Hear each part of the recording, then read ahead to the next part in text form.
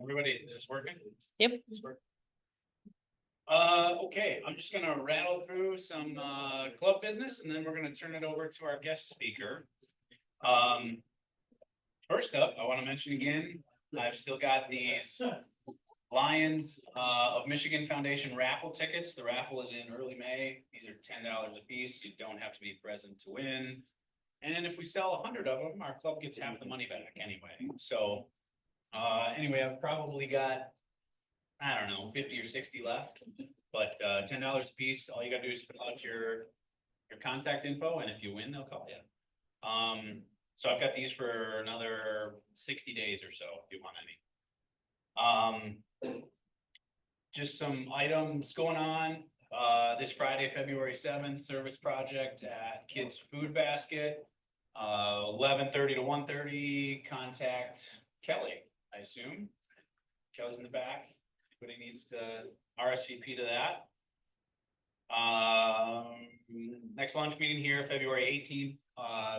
Gary and Cheryl and myself are all not going to be here, so Mr. Jim is going to run the meeting. If anybody wants to show up a few minutes early and help him set up, that'd be great. If anybody's coming. And I think we have a speaker, that is TBD. Shelley and I are trying to track that info down right now.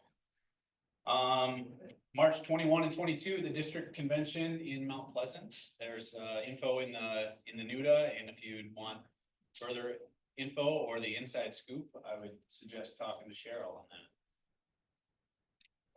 I also want to let you all know that we're going to have basically a town hall meeting of sorts towards the end of March 24th, where we'll have a Zoom and we'll try to organize it so that we can mute lines and do stuff like that, so we can make the most of our time. But just kind of some general club updates and where to go in the future and things like that. So March 24th, we'll send out some more info as it gets closer, but it's going to be the evening of March 24th, which is a Monday.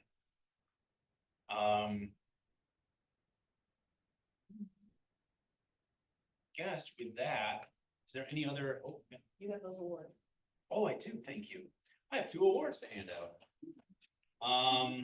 First, this is from Lions Club International for consecutive years as a Lion. First one goes to Miss Shelley Irwin, 20 years.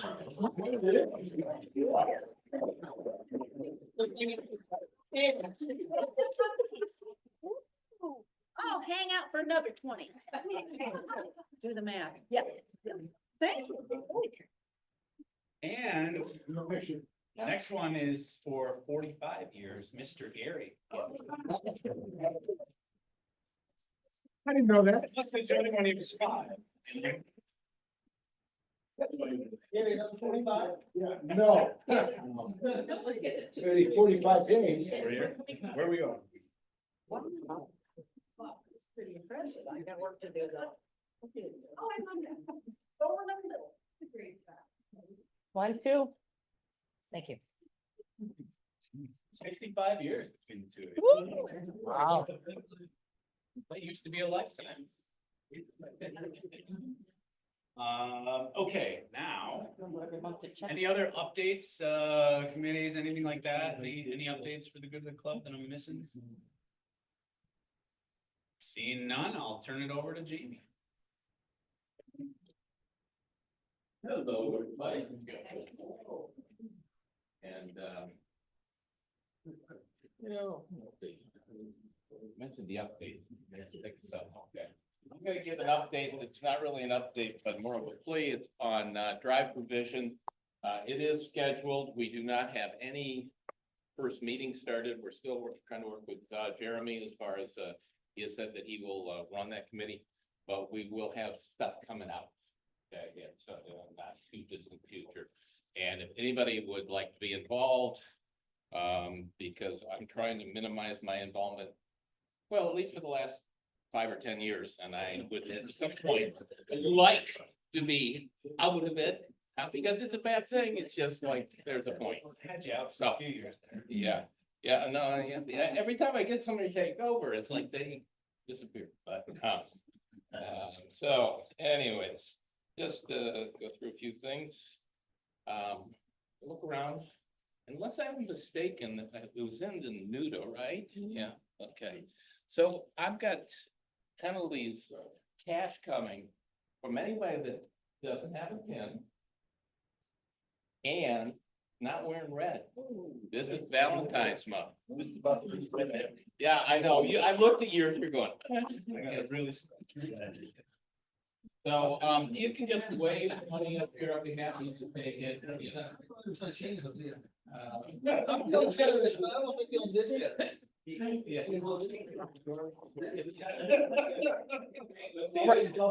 Ryan, go in the raffle money.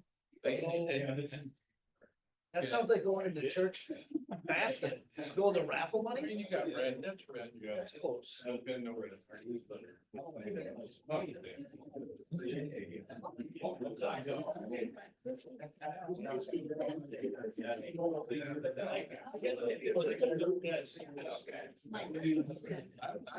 You know, I think money from either side of that didn't work well. Any more cash coming in? Oh, yeah. Oh, there is a heart on there, right? But that's not the right pin. You shouldn't even be wearing that pin anymore. Yeah. And, but, yeah. Past president pin. What am I looking for? My eyes aren't working. I'm supposed to wear the current. Make sure you get your parking tickets, stuff, and happy Didn't even bucks. know who it was. Anybody got, Hey. well, I'll start happy bucks off. Let's see, I have my money in here. Well, there's a 10 here somewhere. I was gone all last week down in Mexico. Accomplished nothing but laying around in the sun, having perhaps one or two more drinks than I should. And happy to be back. And, you know, it's nice to get that downtime, but it's good to be back. So that's first happy buck. Anybody else out there? I don't know if it was good or not. It went down. Yes, it was good. You got it. No. Anyone? Nothing else going on? Okay. Happy bucks, yeah. So we're going to, along with the Overland Show, I will be in Morocco, leaving the week from Saturday, doing Mission Week. We're doing the vision part of it. Mhm. Be thinking of us there, please. Another week? We will be, Okay. How long a trip is that? well, You want to Africa. spend more than just, okay. Anybody else in happy bucks? Okay, I think we'll go to raffle. Couple guests. Oh, yes, thank you. Again, Well, one is, but also Sarah Mattio is going to be, you're gonna video. I'm gonna be the videographer, so, glad that you were here. Sarah. okay, and going to the raffle. If you would watch my tickets. Yeah. Good.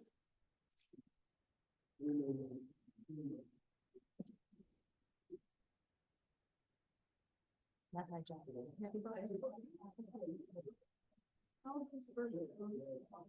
Draw 2 tickets, first ticket, get your $5. Second ticket, you get to hope for getting more than $5, or you get nothing. But that's the way we work, so.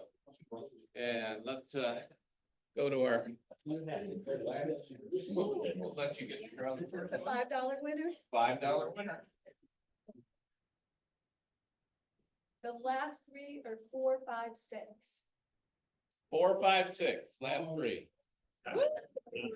Got. Scott, didn't you win last time? And No, you didn't win last time. What chip's going in? okay. Oh, Yep. man. Here it is, and the winner is 996. You were last. 996. 996. Yeah. She said I was gonna win. If you can trust Kyle, he says the white chips in here, so you know. Ann will know. Oh. Oh, Yeah. close, Just one call. close. Okay, all set. All right, thank you. with that, I'm gonna invite Shelley up, along with our speaker, Lisa, on her new book. I guess I don't know if it's new, I assume it's new. All right, here we are.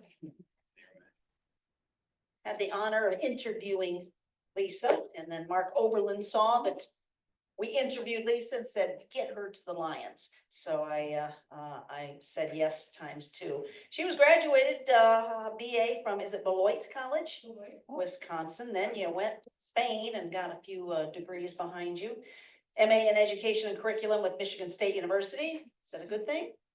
Yes. MA in Counseling Psychology, Western Michigan University. Having taught high school in Spanish, Forest Hills Northern High, and there's much more on your resume. But bottom line, also working at Amway as a coordinator for guest experiences and tours. That's a whole interview in itself.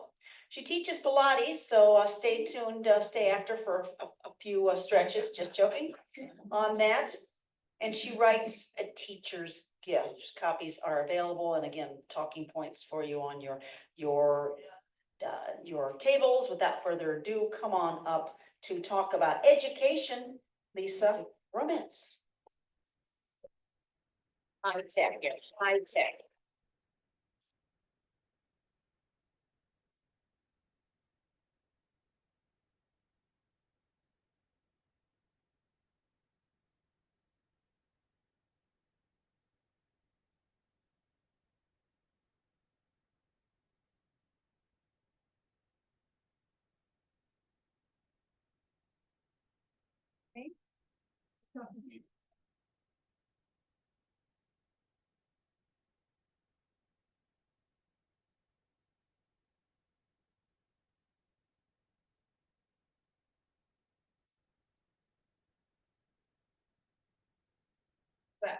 All right, well, thank you, Shelley, for that very kind introduction. It's such an honor to be here with you. Thank you for having me. And I'd like to compliment all of you on all the fine work you're doing across the city and in the country with all your work with vision and diabetes and all your mission trips. You guys are really something. It's such an honor to be here. For a moment, I'd like you to think about an impactful teacher that you have had in your past. Just for a moment, think about the characteristics that teacher had and how that influenced you in a positive way. What was their character like? Could you take a moment and share that with somebody next to you for me, please?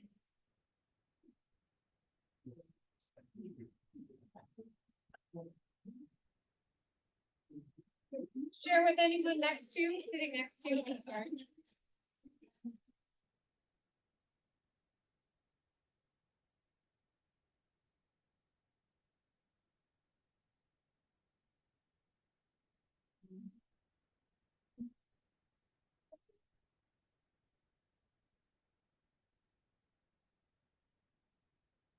Would one of you be willing to share back for the entire group? Is that you? You can raise your hand. Yes, please. Yes. Yes, my teacher I'm thinking of made sure everybody felt included. We were always one of the group, and she was kind. And she made sure everyone understood what we were doing. And if not, she'd go back again. This kindness and care for all students. Absolutely. One other person be willing to share this?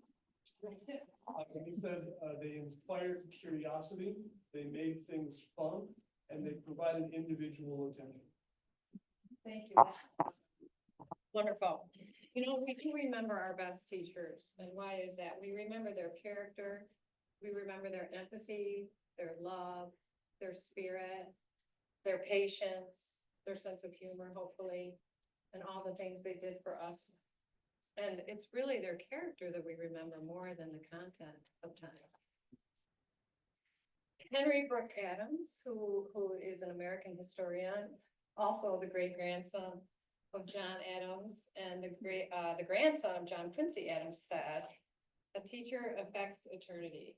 He can never tell where his influence stops." And when I was reflecting on that quote before I came here today, I started thinking about my father, who always spoke about his professors at St. Norbert's College in northern Wisconsin, where I, of course, had to become then a Packers fan.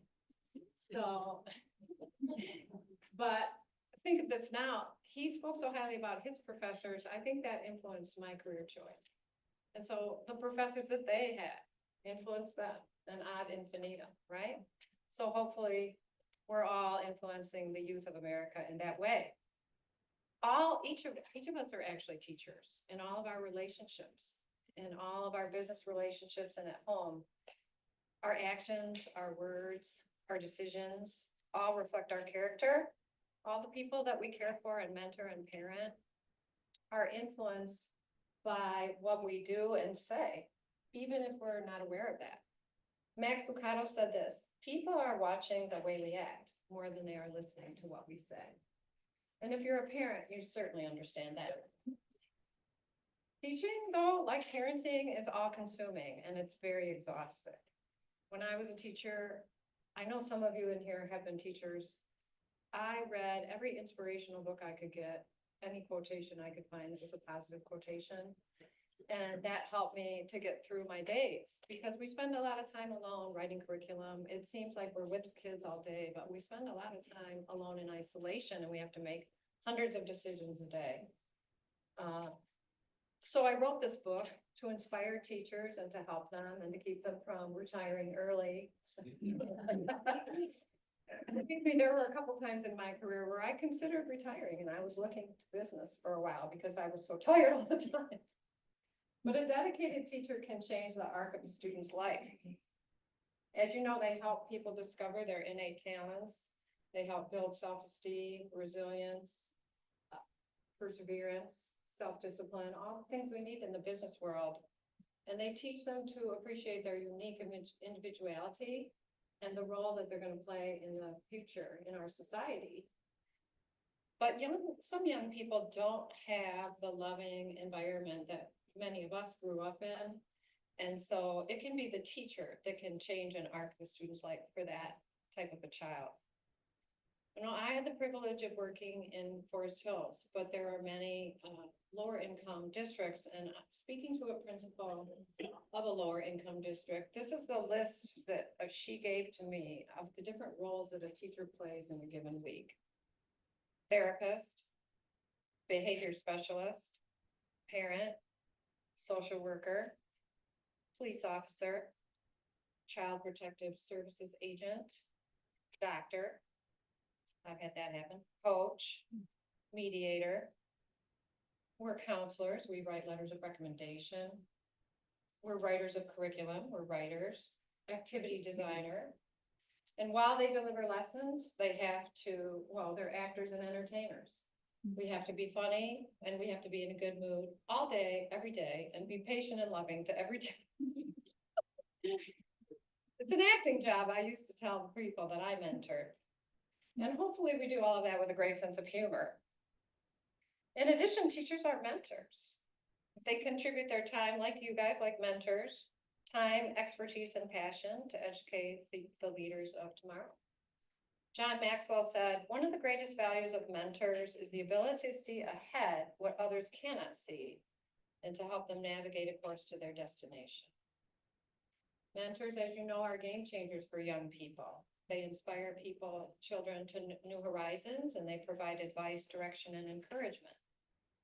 For those who are being mentored, it's linked to improved academic, social, and economic prospects. Studies show that youth with a mentor are 75% more likely to have held a leadership position in a club or in a sport. 92% are more likely to volunteer regularly in their community. And 74% of adults who have had a meaningful mentor say that that person contributed significantly to their success later in life. To acknowledge the work that teachers, coaches, and business leaders do as mentors, I'd like to share this chapter from my book titled Mentor.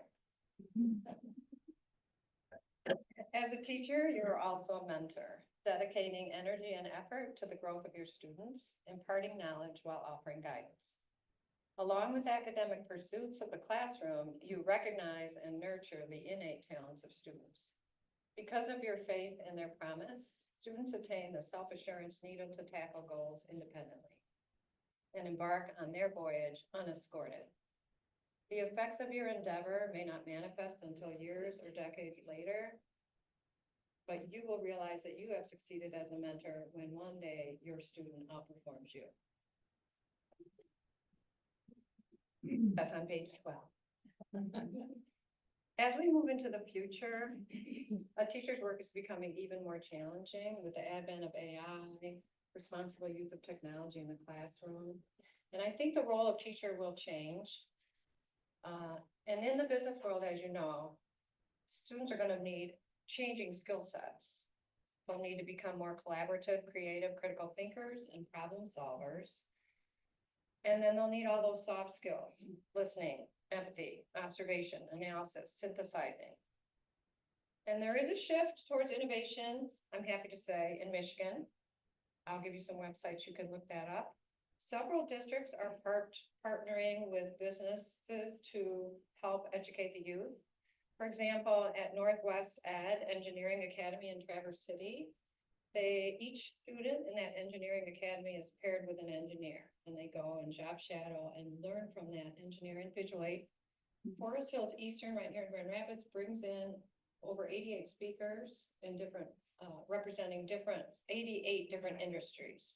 And on a greater scale, the Kauffman Foundation in Kansas City, Missouri, is working with 53 schools, teaching teachers how to create projects where students are matched with a business, but not only that, they work to solve a problem in that business and for that business. So it's teaching those young people what is really needed in the business world.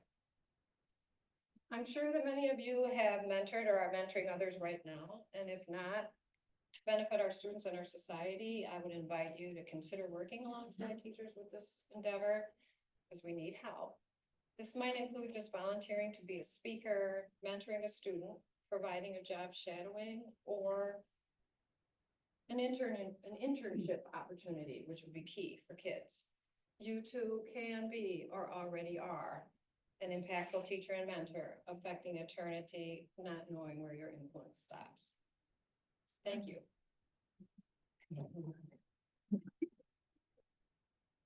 Yes, Shelley. Why did you write your book?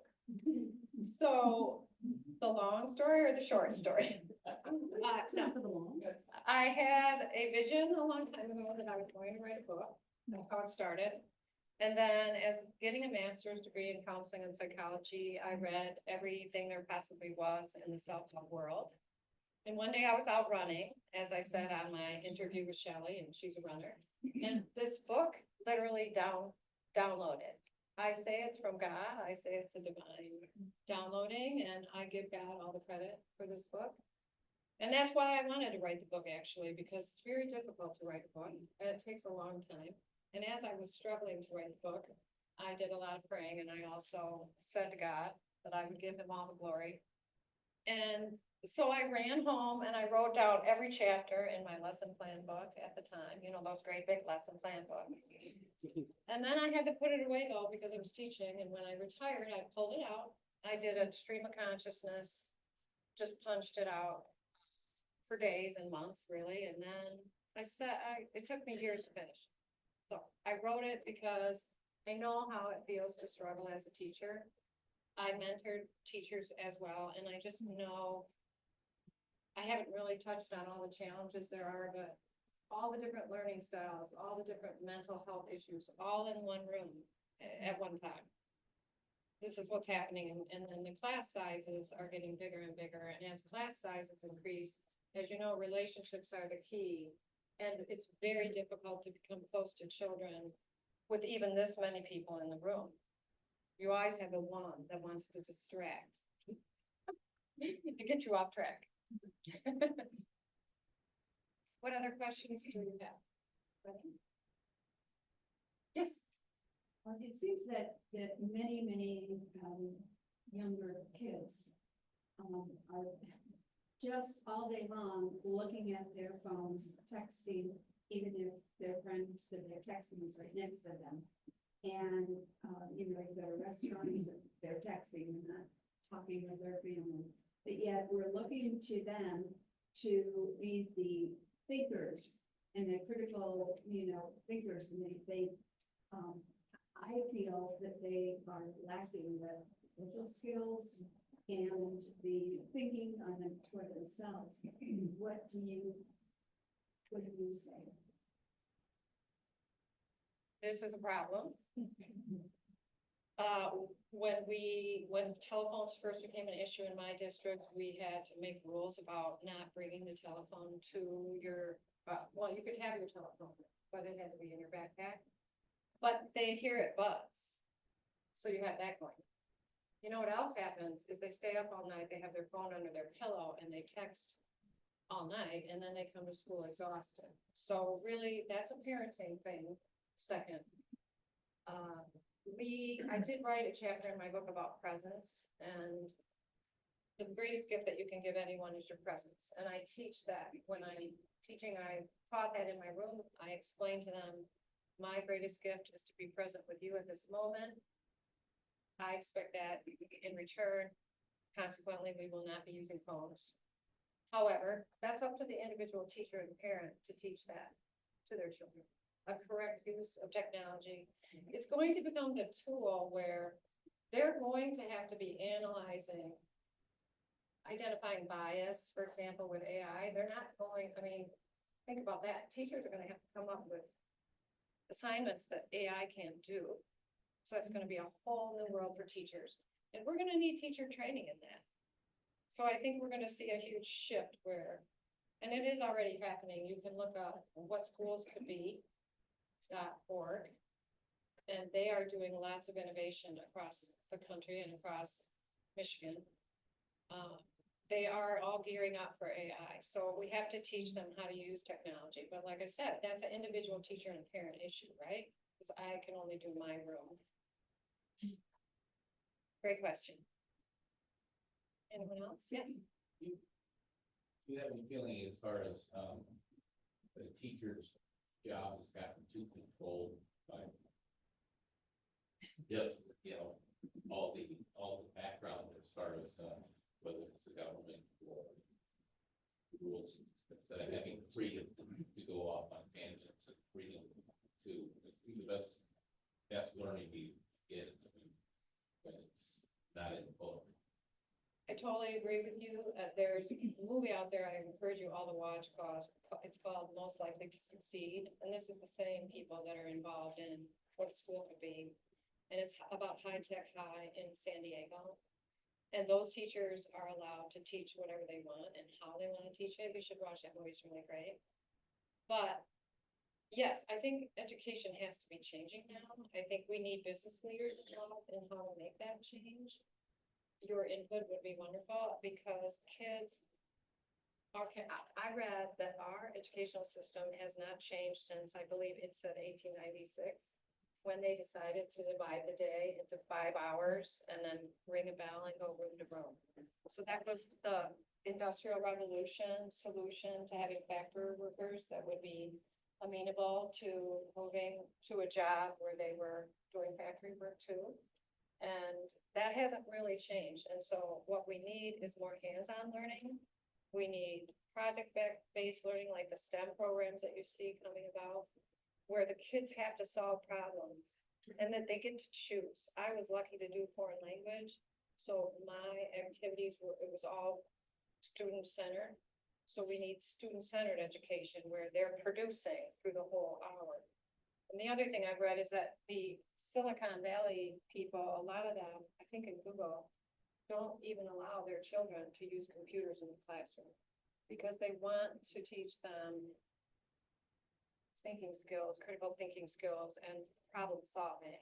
And so this is where I hope to see education go. Great question.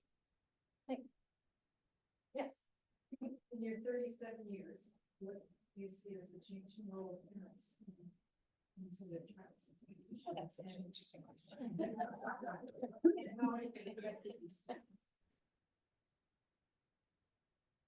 Quite honestly, this has been a very difficult thing.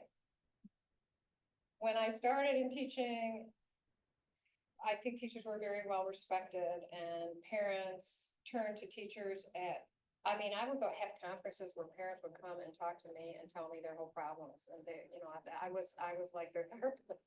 In other words, they depended on the teacher for guidance. And it's kind of shifted to where kids, and I'm not quite sure why, but it feels like we're not as backed up by parents. I'm just gonna say it feels that way, right, in general.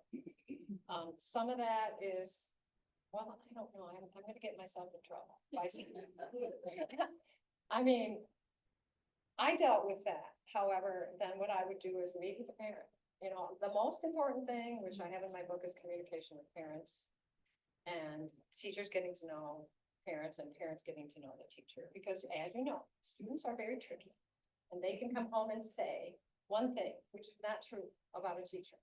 And I have seen this happen many times, and then the administration didn't back the teacher, but fell to the parent because they were afraid. And then that was my conclusion. I was disappointed a couple times. And people that were named nameless. Where I felt not backed, not eyes, people in my department. And what is that? I don't know, but parents exhibit, or what I say, leverage a little more pressure on the administration. This happens with coaches a lot. So you all know this, I don't need to explain it to you. But yes, it makes teaching very difficult. If you do not feel backed by your administration, you're pretty much, okay, your morale goes. Your morale is in the basement. So we really need parents to support teachers and communicate directly with the teacher if there's ever an issue. So that you get the teacher's story also. Right? I think one of the advantages of charter schools, there's always somebody that's, you know, connected with that child that brings them to school or this. Yes, And I think that helps, that did help. yes. But no, you're all, everything you've said is correct. It's all going on. Yes, but you know. What can we do as an individual? We have to think about that in terms of parenting and grandparenting. We have to think about how we're teaching our children at home as well, to respect our teachers. There's all that in there, instead of that you can come home with a story and I'm gonna believe you and not the teacher. Which, let's get the other side of the story. Those of you who are young parents know. And children are charming. They can charm you. Did you bring your book and how much is it? Oh, I did. I brought my book.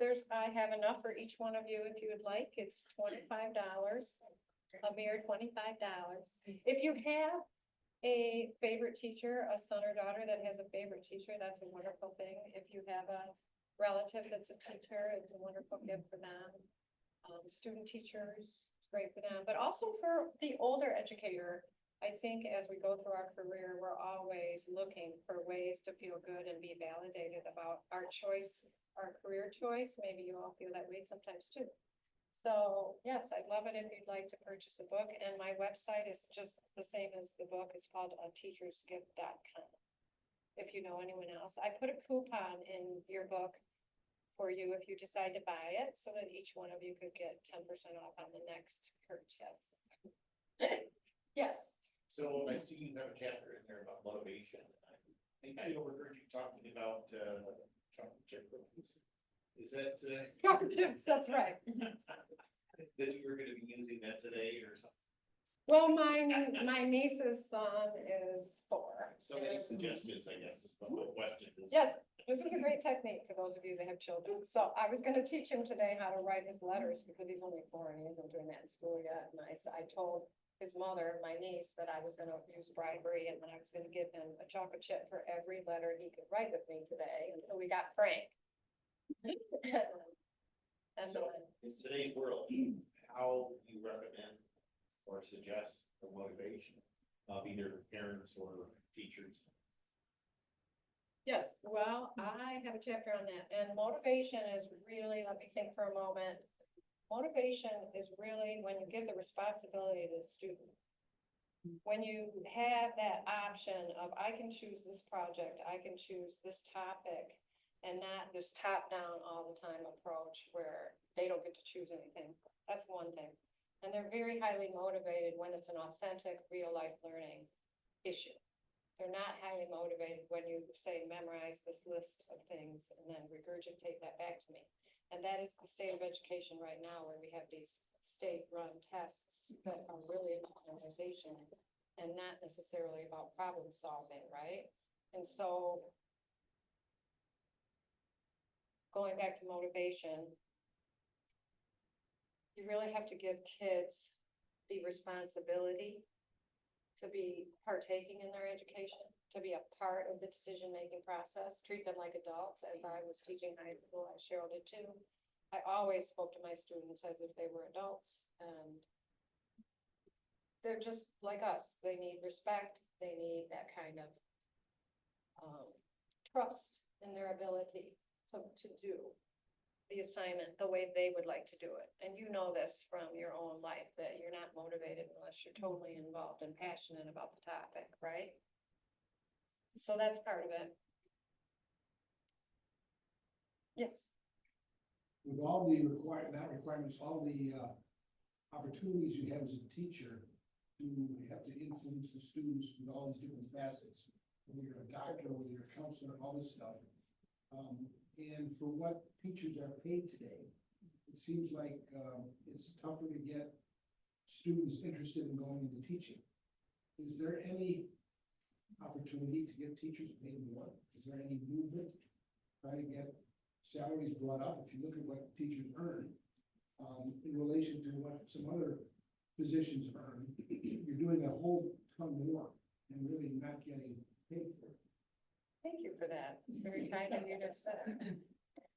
Yes, in fact, as somebody who really worked hard to get multiple degrees so that I could increase my pay, but also because I was interested in the topics, this is a problem. And I would challenge you as business leaders to think about this problem, because I don't understand why in our society, teachers are not paid like professionals. They are professionals. Finland, I believe, has the #1 schools in national or internationally has the #1 schools in the world. And what they do is they require that all teachers have a master's degree before they start, and then they pay them professionally, like 120 to start. And they have them move up with the children, which is a wonderful idea. So think your first grader doesn't learn how to read correctly. But then I just say, well, let's go to 2nd grade. Let that teacher deal with it. But what really has to happen is they move their teacher up each year. So you make sure that Bob and Cheryl and Jamie and, Kyle can read. Before, it's on me. So that's one of the things we could do differently that we're not doing. But I agree. I had a student that left U of M with a master's in psychology and Spanish, which is pretty much equivalent to what I have and more. I have more, but whatever. She walked out and got an $80,000 job at Deloitte in consulting. Now, a starting teacher salary right now in Forest Hills is about $46,000. So we're not attracting the best and the brightest people to our profession. We have to think about that. And I don't know what the solution is. I certainly don't know. But we have to think about getting the best and the brightest teachers in the control towers at the airports, in education. How are we going to do that? I don't know. I think you guys have the answer to that. You are the business leaders in our community. I don't understand this, why socially, in other countries, teachers are very revered and highly respected, and for some reason societally, we have trouble with that, and it might be the tax base, that we base education on taxes of different, I've always wondered, is it because we pay teachers based on the taxes we pay for property taxes? And why is that? And think about that for a minute. I've always thought, if you're in an inner city school, your district might not have the materials and the finances to hire the best teachers. So now we're promoting less opportunity in those districts Or are we? Something to think about, like what, the funding for education maybe should change. Yes, No, I'm assuming, but I don't, not for sure. Is there a difference between, public, private, and charter schools? in terms of what? In terms of teacher pay or input of funds? In the private schools, in the Christian or Catholic schools, they're paid less. In the charter schools, I can't speak to their starting salary. I know people in Catholic and Christian schools and their salary is less than what we would make in Forest Hills. It varies from district to district. You can look it up, like, it's not uniform. What you make in Jenison is not the same as what you make in Caledonia. And it's all on the Board of Education, where the teacher salaries go and how we're moved up on the pay scale. And it is difficult to have something like merit pay, because think of that, if we're still in a testing situation, a teacher can teach the test and then they get merit pay based on the fact that their kids did well in a test. I mean, teaching is a very complicated endeavor where so many factors come into how your children perform in your classroom, as you know. So merit pay, I've struggled with that in my, philosophically in my mind. And it's difficult to do it that way, so. Did I answer your question? Yeah, there's no right or wrong answer, it's just. It's something for us all to think about, right? So are there any other questions? Well, thank you so much for having me.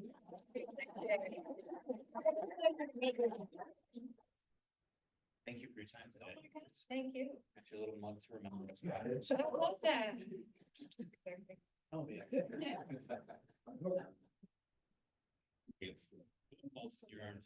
Thank you. All right, with that, meeting's adjourned and we'll see you in a couple weeks. All right.